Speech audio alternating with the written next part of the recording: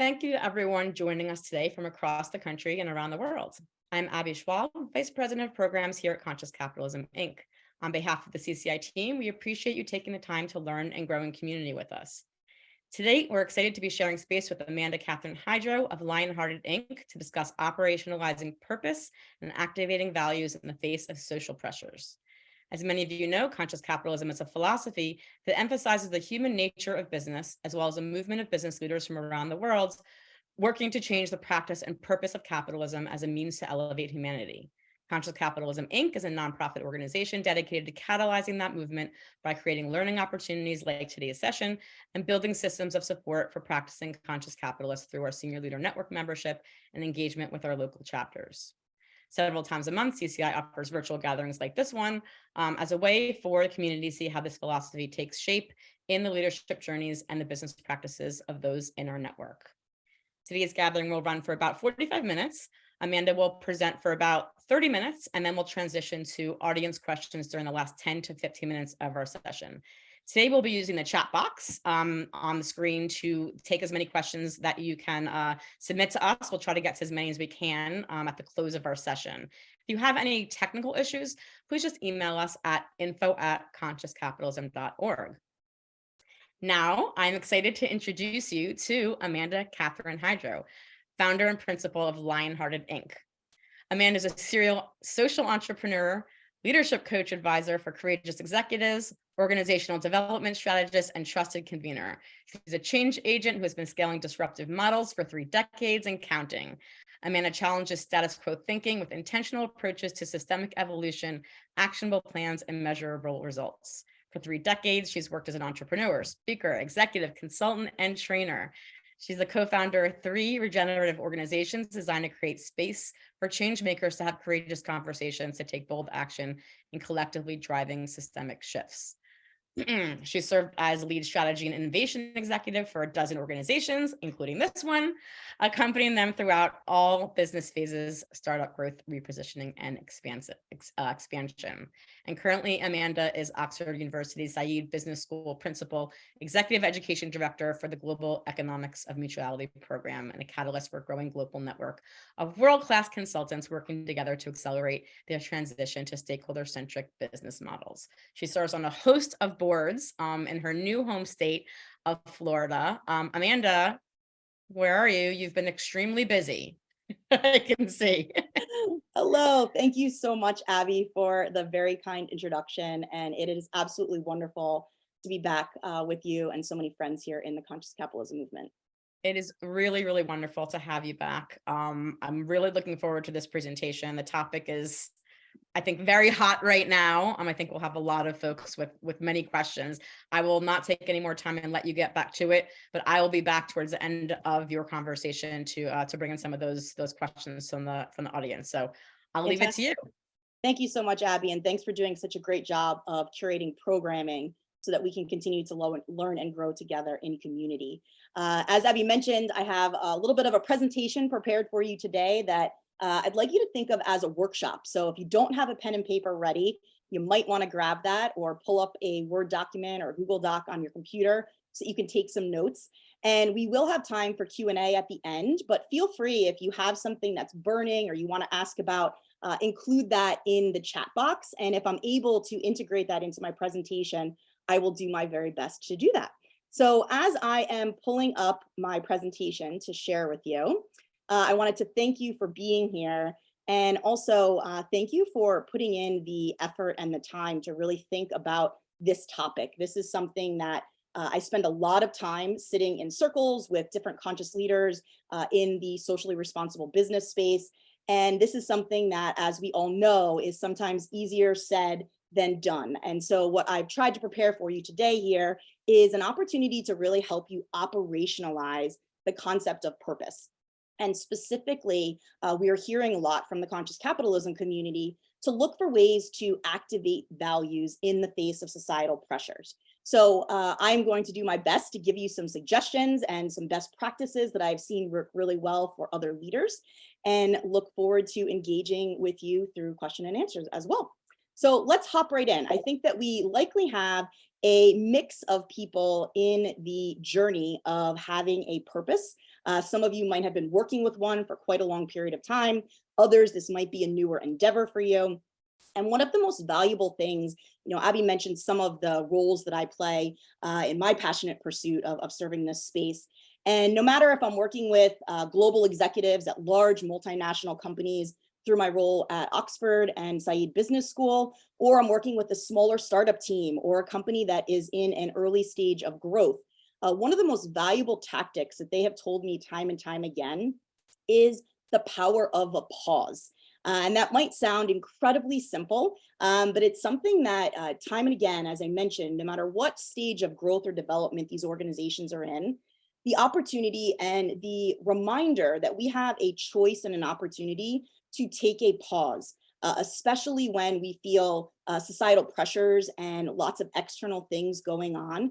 We do get to choose how and when and where we can respond. And so taking that pause is often sometimes the thing that helps us figure out the best way to respond rather than to react. And so one of the things that I want to start us to really thinking about is the values that support you in bringing your higher purpose into action. So this is something that you might want to start jotting down now. What's the purpose of your company beyond profit? Is it something that clearly is articulated? Is this something that you've heard your leaders speak about, but maybe it's still a little fuzzy for you? Do you have corporate values? Are there things that stand out about your experience as a team member that your company speaks to about the values that are important to you? And as you start to think about that, and you think about the opportunities that you have day in and day out of taking a pause to make sure that you are living and leading from those values, that's going to be the beginning of our exploration. So as you have those values written down and kind of codified for yourself in your notebook, I want to ask some powerful questions that some of you may not have actually had an opportunity to really think about and take a pause and articulate. So I'm actually going to pause after I read these questions for about a minute and give you a chance to actually write out some sentences for yourself. They don't have to be perfect, just for your own learning, but what bullet points maybe come to mind when you think about those values? So with those values in mind, what does it look like in your day-to-day operations when you are aligned with your values? And then I want you to think about the opposite side of that. What does it look like in day-to-day operations when you're not aligned with your values? So writing this down and kind of seeing it in your own handwriting is an incredibly powerful exercise, because sometimes it's something that we can take for granted in kind of the hubbub of doing our jobs and achieving and moving towards our higher purpose. And while we take that pause, I'm just going to give you this screen to take a look at as an example of some core values that I oftentimes hear companies in our shared space articulate, and what these statements might look like. And I'll just read the first one for you as an example. If you hold the core value of authenticity, this might look like, I speak my truth even when it's hard, and I don't withhold my opinion for the sake of artificial harmony. So thinking about what it looks like when you're in action and what it looks like when you might be misaligned. So I'm just going to give you about 30 or 40 seconds to think about your values and jot down some thoughts around what it looks like to you in action and when you feel like you might be moving to a space of misalignment.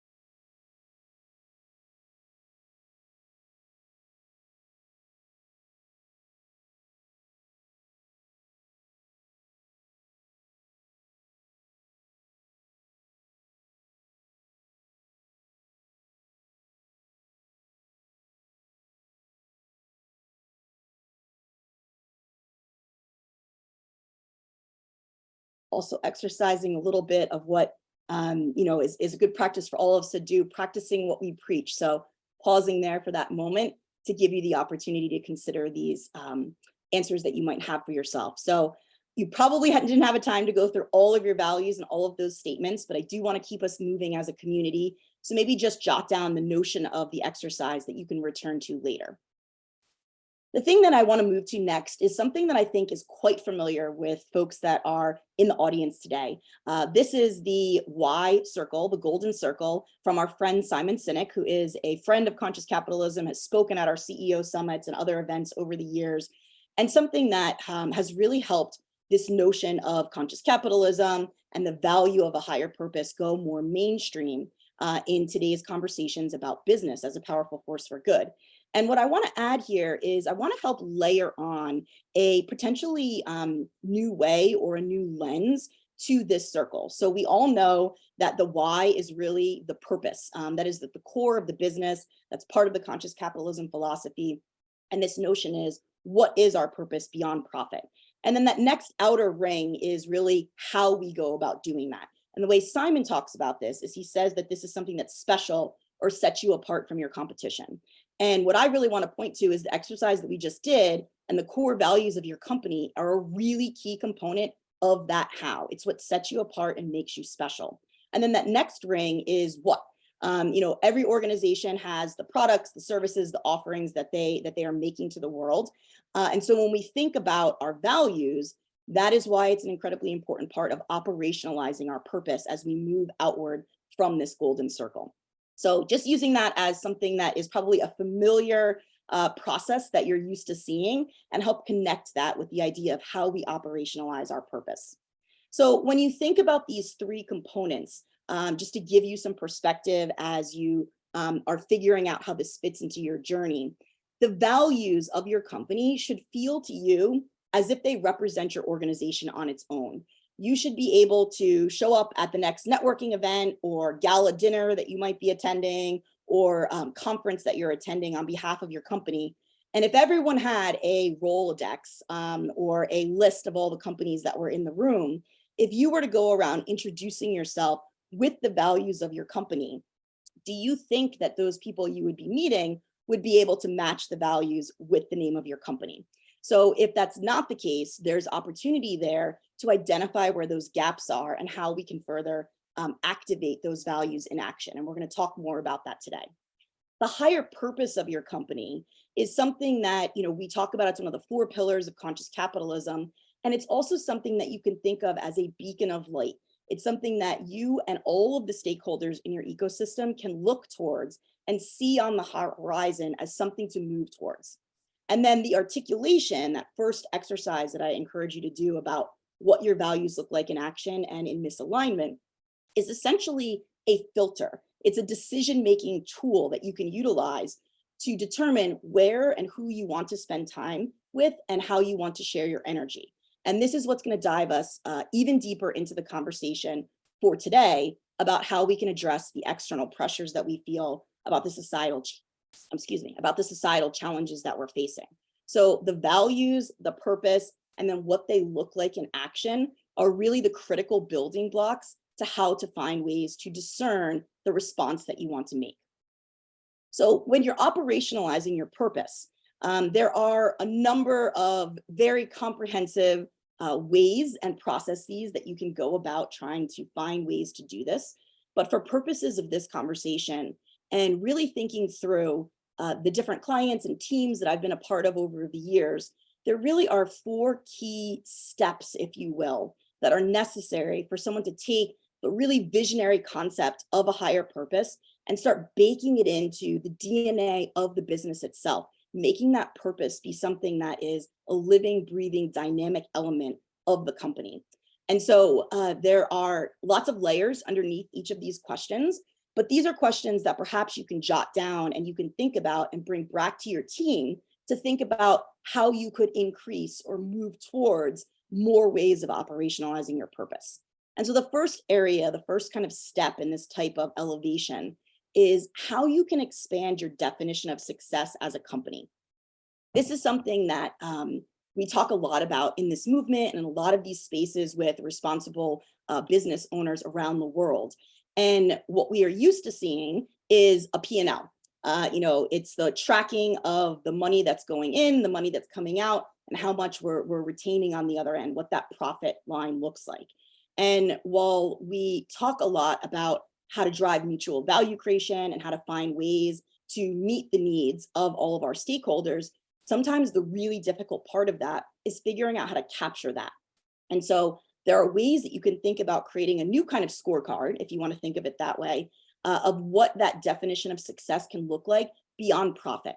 And I would encourage you to think about not just a quantitative, but also qualitative indicators that you are moving towards the successful pathway in achievement of your higher purpose. One of my clients that I work with is economics of mutuality. And this is actually part of the course that I teach at Oxford University, where one of the tools that Mars developed, it's one of the third largest private company in the world, is this notion of a mutual P&L. And so what they do inside a lot of their companies is try to find ways to add to the P&L that they're utilizing for internal conversations about what success looks like for them. So that's just one example of how you can begin to think about this. Another way that you can take the next step is to think about how you can draw alignment with your values in action with your senior leadership and your board. So at the visionary level, we have a lot of amazing CEOs that have visions of what the future can look like and how the businesses can become a positive force for good. And sometimes what ends up happening is there's not enough support and infrastructure inside of the company to allow the senior leadership team and sometimes even the board to make investment decisions and to make operational decisions that support that purpose. And so looking for ways, how else can you help your senior leaders, your board members to increase that alignment? How often are you talking about your values and your purpose in your boardroom? Is it something that's part of your decision-making process? These are some ways that you can kind of go through a flow of questions after these top line ones that I'm offering here. The third step is around how we can engage employees and other key stakeholders with our values in action. So this is something that in Conscious Capitalism, many of the member companies and new organizations that are joining are learning about this notion of a stakeholder map, really understanding all of the various stakeholders that are impacted by your business. And so oftentimes it's easier and more comfortable for us to really look at our internal team, kind of more inside of the four walls of our company, to think about alignment and think about values and action and build a culture around that. And the opportunity that we have as conscious capitalists operationalizing our higher purpose is to really think about how we can do that with every stakeholder. This obviously is a long time in terms of the horizon that you're looking at and the pursuit that you're in, but finding pathways to engage with all of those stakeholders and allowing them to find ways to contribute by acting out their values and action from their role will, of course, help operationalize your purpose further. And then the fourth step that I think is really important, sounds sometimes scary, is definitely the most challenging part of this process, is really rethinking, reframing, rewiring the actual processes and systems inside of our company to better reflect those values in action. So a lot of times, many of us will see this in the HR kind of talent area of the company, where we know that sometimes policies or procedures sometimes could have some more compassion, or we're looking for ways that we might be able to support a teammate during a challenging time, but we don't have the right infrastructure in order to be able to do that. So that's just one space. Other areas sometimes where there's some misalignment in companies is the marketing and the internal conversations about values. You know, is the way you're communicating externally in alignment with your values, and does it represent that? These are just some quick examples of things that you can take a look at. But ultimately, until we find ways to measure things beyond profit, how to increase that alignment throughout the whole stakeholder ecosystem, and then ways to actually upgrade and change our processes over time, we will not be able to fully achieve the higher purpose that we've set for ourselves. So these are 4 areas that you can really start to ask questions. And depending on the role that you're in, one might be more accessible to you. And you might even think about a way of creating your own employee resource group around these types of things, of finding people from different disciplines and different departments in your company to support operationalizing this purpose. So to take those learnings and to really now think about, after we've talked about the power of a pause, I want to shift to the power of culture, really undergirding the topic for today's conversation. And one of the most, I think, helpful analogies to utilize for this, which my last name is Hydro, which means water in Latin, and much of the work that I do and the way that I've kind of chosen to make the contributions I would like to the world, I think about in terms of flow. And so when you think about culture as an individual, you can probably relate to the idea that you have an internal current that you feel inside of yourself. This is where you get really excited fighting for something that you believe in, or you get frustrated or angry or upset when there's something that goes against the values that you believe in. So if you think of the analogy of the internal current being your personal values, there is an external current that is always happening. And sometimes that internal current is a little bit clearer, which is I have that in kind of the white space on this slide.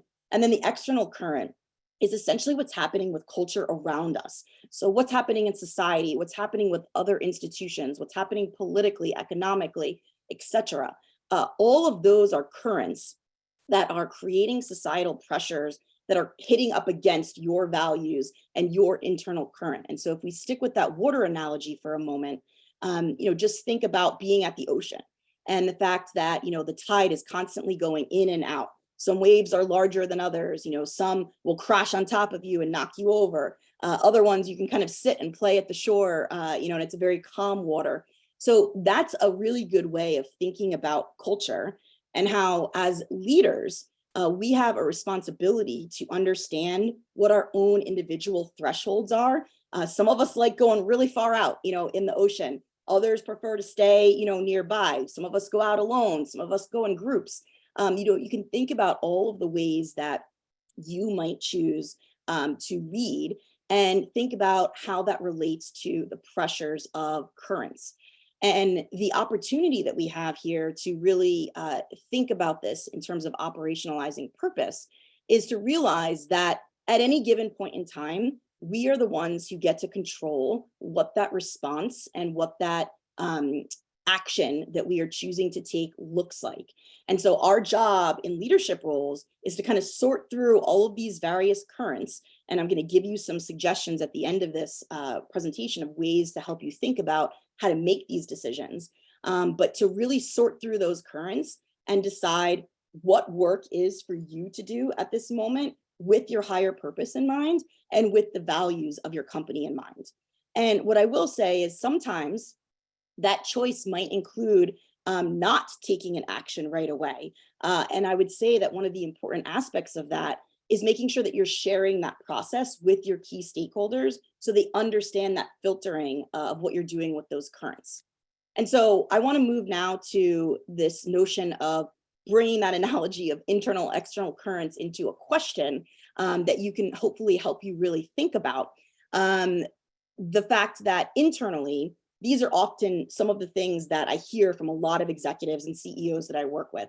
They want to feel a sense of belonging somewhere. They want to create a sense of belonging somewhere, particularly coming off of COVID and the pandemic.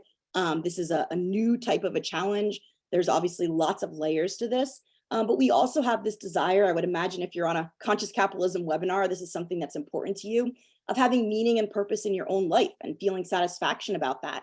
And at the end of the day, we are running and leading businesses. And so we need to be able to make a profit in order to keep going. And so that is part of us being able to do good in the world. And so a lot of the work that I do is characterized under this banner of a both and. Anybody that's been on a team with me before has heard me say that a bazillion times. And it's a good reminder to us that meaning and profit can coexist quite beautifully if we have done some of this inner work and continue to pursue this inner work on what that current means for us, which is going to give us the directional pull that we need to follow. So internally, the question that I want to leave you with here to ponder is how we can build a culture of care and contribution to support us inside of our company to put those values into action every day. So if you take the analogy of your internal current and think about the things that you need, maybe how you prefer to communicate, the ways that you like to contribute, the opportunities that you would like to receive to support your company in pursuing that higher purpose. Other people on your team probably has very similar desires and needs and wants. So are there ways that you can cull that out? Are there conversations that you can have I like to have things called curiosity chats, where we take these big, hairy problems and we just kind of put them on the table for the team to be curious about them. And so this might be a question you can bring back to your team, how we can build that culture of care and contribution inside of our company so that we're able to put those values into action every day. I will say, I will say that the most important element of this is a reminder that many of us were taught as children, and I think in most leadership programs, learning and development offerings, there's an element of speaking to this, that actions speak louder than words. Excuse me, the pollen count is quite high here today, and it's giving me a rough throat. And so the lesson that I want to draw from on that is that if you are always speaking from the pursuit of your higher purpose and behaving from your values in action, you will be in as much alignment as you possibly can be. And so if you take nothing else from this presentation, this is a really, really good reminder that we are lucky enough in many ways and honored enough to be part of a community and a company that cares about purpose, that cares about moving beyond profit. And we have the responsibility and bear the mantle of kind of showing the world that business can be a force for good by speaking from the pursuit of our higher purposes and behaving from our values in action. And so that's a really helpful way of thinking about how you might want to respond to societal pressures. The two questions that oftentimes help us really distinguish when is the right time and how is the right time to speak up is this notion of asking yourself, what does my company stand for? Excuse me, I apologize. What does my company stand for? And then also, what is my company simply not willing to give up on? And those are very powerful questions that the more you can talk to your team, your leadership about these conversations, the more that you will be able to find sophistication and depth in those answers. And so when we take that and we apply that to the topic for today, and we're going to get to the questions and answers, so I'd love to hear some maybe current circumstances that you might be dealing with or challenges you're facing and how we can help apply this framework. When you think about the external current of those societal pressures, these are some of the things that are often talked about, sometimes mischaracterized in the societal conversations and in social norms that are out there. Conversations about purpose, ESG, DEI. There are various levels of perspectives and opinions on those topics as kind of broad areas. And so if you think about how we can start to create spaces and places for that powerful pause and the opportunity to connect with our values in action, that is what is going to allow you to discern when to respond to these societal pressures. And so what I have seen the most amazing and lion-hearted leaders do is really take the time to consider a call to action or a public conversation or a societal challenge and apply all these layers that we've been talking about today. They take a look at their higher purpose and what they're striving to and how the pathway that they are currently on to achieve that. Then they take a look at their values and they say, what are the values that codify the way that we are going to achieve this higher purpose? And then they further take a look at the opportunities to create mutual value for their stakeholders and what the needs are of their stakeholders. And so when you reframe a response to a call from a societal pressure in those, in kind of that order, it gives you a filtration process that helps you actually prioritize and then be really clear, as I was sharing, on this slide, how you want to speak from the pursuit of your higher purpose and behave from your values in action. And the more that you are able to speak to that with courage and clarity, the clearer your positions on any societal challenge or issue will become clearer. And that is ultimately what leads to more engagement with your team, more loyalty with your customers, and more opportunities for people throughout your stakeholder community to make a contribution in a unique way that only they can to achieving your higher purpose. And so the formula that I've essentially uncovered through these 3 decades of really working alongside lion-hearted leaders and CEOs putting purpose into practice and finding ways to really set themselves apart by creating more meaning and more profit is 4 parts. And what it essentially breaks down into is this ability to build awareness of ourselves as leaders and the unique leadership that we have so that we can master the path that we're on, plus increasing the acknowledgement of how you can live and lead from those values to model purpose, and then taking into account the ways to create alignment of those values with operations so that you're starting to mold processes and rewire the company's main systems. And then that last piece is activating a culture of contribution. And a lot of times the first step for this is working through your stakeholder ecosystem to create mentorship throughout so that everyone has this level of awareness and acknowledgement in order to align with your values in action. So these are each in and of themselves, quite lofty endeavors, but having an awareness of these being the guardrails or the framework that you want to take a look at, you might be able to start to see things that you could increase or things that you could deepen your engagement on, depending on where you are and where your company is in their journey of operationalizing purpose. So I'm not going to read through these last 2 slides. I'm going to leave them up here for a moment. Would love to start gathering any questions. I see a few here in the chat box. But these are essentially some suggestions.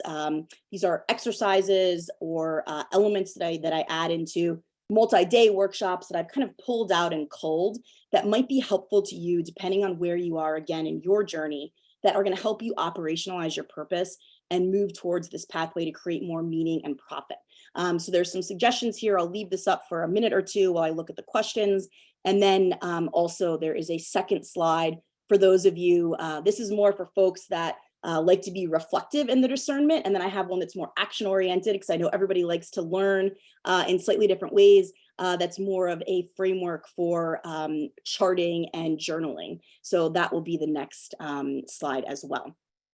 So let me see, I'm going to take a look here at the questions. So this first one I'm seeing from MB, Marjorie, I think, hopefully I'm pronouncing that correctly, is asking, how do we rekindle the commitments from board members in the impact-driven space for NGOs to prioritize their role with the organization despite their very busy schedule? And I love this question. I have started a couple of nonprofits that have been going for a few decades now, and I sit on a couple of boards of nonprofits. And one of the things that I often bring, and I just went through this process with 2 different clients, is using the kind of annual board meeting or the board retreat that you have with your organization. A really effective tool is actually writing out what I have come to call a memorandum of contribution. And so it's keeping in mind the fiduciary responsibilities, the legal responsibilities of those board members, but also adding in, for most people that join boards, they join because they're passionate about the mission and they are really excited to make a contribution. And that's oftentimes not codified anywhere. Maybe the CEO or the executive director knows what that is, but thinking about those board members, finding ways to put in the ways that they're able to contribute to the organization as well is oftentimes what leads to a rejuvenation and an excitement and gets everyone back on the same page. Usually what I also include in those memorandums of contribution is the higher purpose and the values. I bring up for boards that I'm working with over multiple years, we revisit the values every year at a board meeting. And we talk about kind of like best of categories, like the ways that we did that the most effectively and where we have opportunities to learn. So really looking at them as a valuable stakeholder in terms of contribution and giving them a very clear pathway and managing those expectations of what they're going to be able to do and what you're going to be able to do to support them is oftentimes incredibly helpful for them. Hopefully that helps you, thinking about that. It also, to your point about a busy schedule, giving them one page to focus on where they can see something really specific that they can make a unique contribution to is exactly the type of thing that a board member is looking for. The boards that I serve on, I always tell the teams, I'm with you, I support you, I don't need all of the external communications that we might be sending to new people. I want you to give me the most specific ask possible and tell me the deadline that you need it by. And then that way I can take that back into my schedule and prioritize it that way. So I love memorandums of contribution. I'm going to move to this second slide here for anyone that wants to see the journaling exercises. Abby, you can feel free to hop back on if you want, but I'm seeing the questions, so I'm rolling with them. I'm just hanging out with you while you do your thing. I do love Mark's questions. I'm gonna vote to do Mark Mears' question, but you can go ahead. Facilitate yourself. Okay, so Mark Mears. So Mark says, what are some specific examples of firms you've taken along this journey, and what outcomes did you help them attain? So some of the specific, so the journey is essentially the formula that I shared, is moving through those 4 specific areas. And I'll just bring that back on the screen so everyone can see that. And ultimately, what this oftentimes looks like is working with people at the very upper echelons of the organization first, because as many of us know or have experienced, that type of focus and commitment and prioritization is necessary for the rest of the organization to essentially fall in line. So this is something that I've worked with in companies from the Mars portfolio. I've worked with a number of nonprofits, in this space. So this is actually an important point to make, that this can be utilized in both for-profit and nonprofit spaces, which is one of the beautiful things that I think about conscious capitalism as well, in terms of a framework. And so the tangible outcomes for the individual companies are always going to be a little bit different, per company. And so one of the things that I do with organizations is we essentially build that expanded scorecard at the beginning of their journey, and we're plugging in what those metrics look like. Some of them are qualitative, some of them are quantitative, and you're looking at making progress in all of those specific areas. So there's a wide range of companies that are listed on my website that you can feel free to kind of go and take a look at. And we share more in-depth case studies, from time to time as well. But that gives you a little bit of insight there into what those outcomes end up looking like. Let me see here. I like James's question. Abby. James says, in many companies, concern for profit often stands in the way of actions needed to promote and develop ESG activities. I would say, for example, how best to confront this?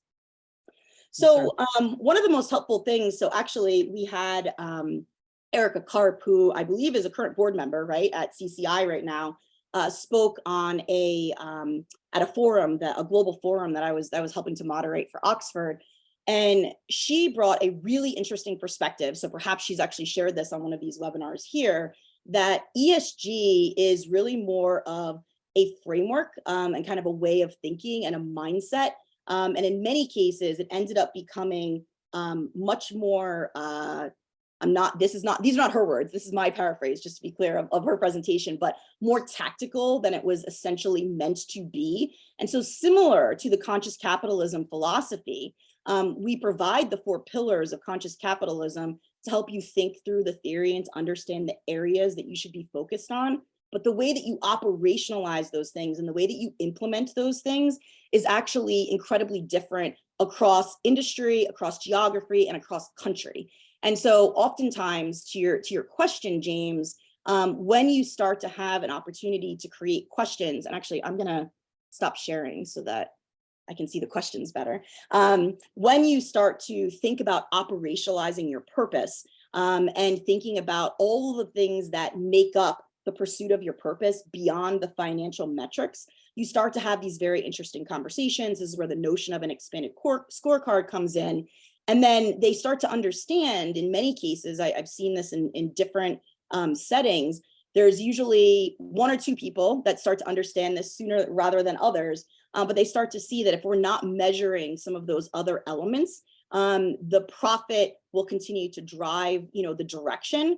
And if we want to be a conscious company, if we want to be a socially responsible company, we have to have some metrics in order to move that way. So a lot of times what this really needs is just open and transparent conversation in a way where people feel comfortable to make a mistake or to suggest something that might not be perfect or to bring in some external suggestions or data points so that they are able to confront it together versus, just letting the way that the external current, to bring that back in, and the external societal pressures are talking about or characterizing something like ESG. And I would say the last piece of this is something that we taught through the consultant certification program for conscious capitalism as well, is these things need to ultimately become over time baked into the DNA of your company. They have to become a part of your business model.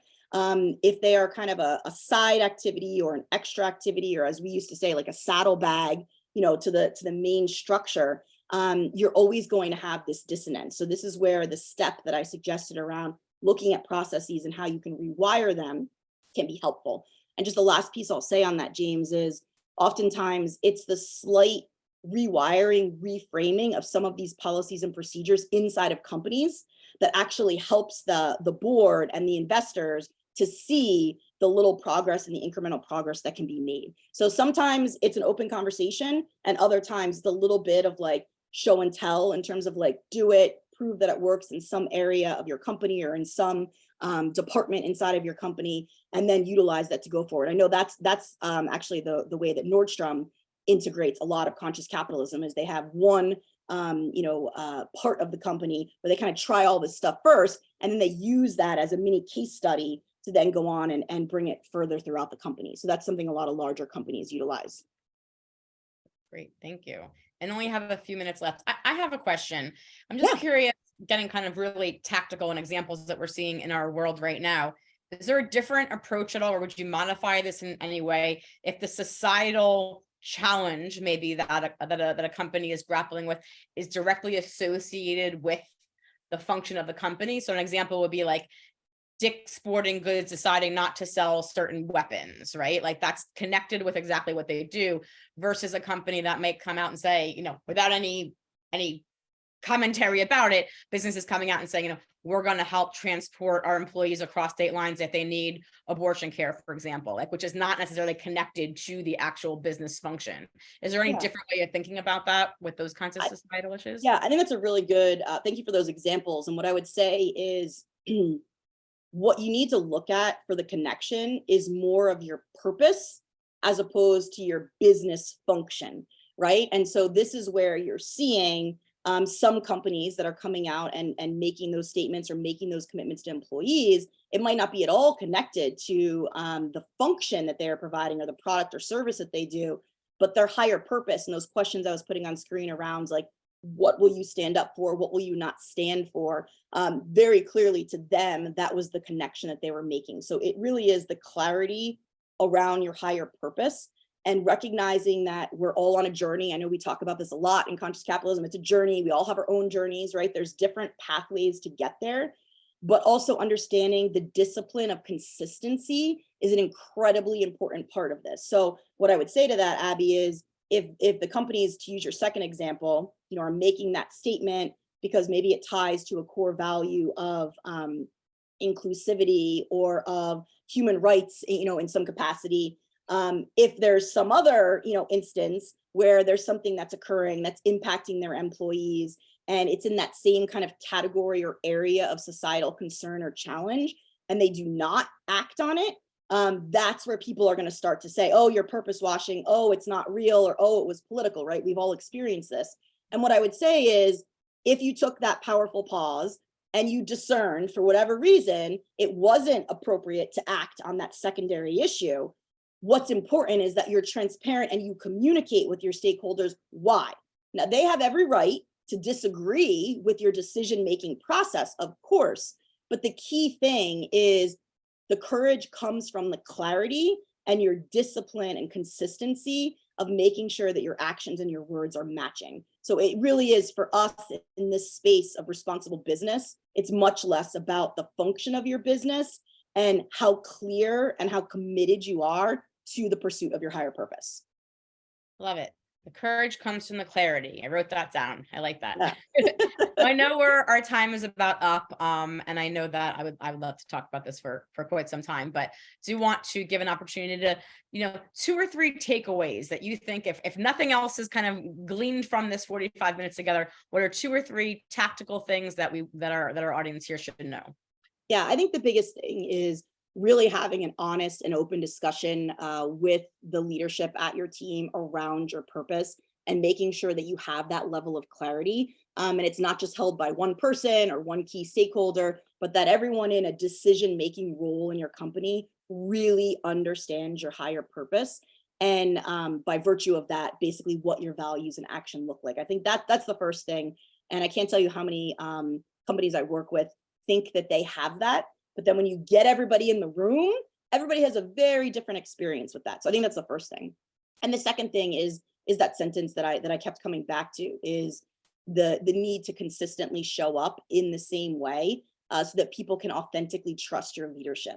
And so this idea of being able to speak from the pursuit of your higher purpose and behave from your values and action is something that is part of our journey. It's more about progress than perfection, but really making sure that we're kind of asking ourselves, is there a way that I can be more in alignment, with my values and with the purpose of this company? And then the last thing, which was on my one slide at the very end of suggestions of kind of questions and journaling activities that you might want to engage in, is to remember that we need to give ourselves grace and space on this journey. If we are in a role, if you came to this webinar because you are facing these societal challenges and you're not sure what to do and you're not sure what direction to go into, that's okay. That is part of the process. One, that's why we have community. So it's wonderful that you're here, that you're seeking out others in this space that are faced with these challenging questions and opportunities as well. But we also have to learn to take care of that inner current, our inner selves, and give ourselves the grace to find our way to an answer. Notice I didn't say the right answer, it's an answer. And then also make sure that we're holding ourselves accountable to some discernment and reflection afterwards by saying, great job, you were courageous, you went out there, you did X or you did A. And then after the kind of swell of the initial impact, finding a way that works for us to kind of go to our quiet space and say, did I learn something? Could I have done something different? Could I have done better? Could I have done more? I love the Maya Angelou quote, which might be a good way of just closing us out of, when you know better, do better. And so that's what this all comes down to, is it's a journey. We all make mistakes, including me, and it's about finding the way that we are in the most alignment with our values. And as we learn more and we learn how to do better, we do. Amazing. Thank you so very much. And for those who are asking, this recording will be available after. We'll send it out to everyone who registered.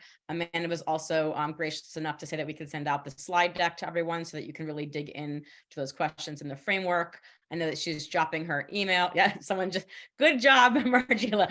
Amanda just dropped her email address in the chat box. So if you want to reach out to her and ask any questions or follow up that we didn't get to, and they should be happy to respond to those. And just so wonderful to be with you, Amanda. We do have a quick survey in the chat box if you want to take a moment to fill that out to let Amanda know how she did. She always wants to improve, so we can make sure that we're improving in these sessions for all of you. And just big appreciations, Amanda. It's so wonderful to be back with you, and just really appreciate you spending the time. Yeah, thank you so much. Great to share space with you, Abby, and with all of you. Please do feel free. I dropped my email in there, but it's just amanda@lionheartedinc.com. Mark was saying he didn't see it, and we'll also send that out in the with the recording as well. So thank you, everyone, and thank you for the way that you are living and leading in this world. We need more of us, so thank us. Thanks, everybody. Have a great afternoon.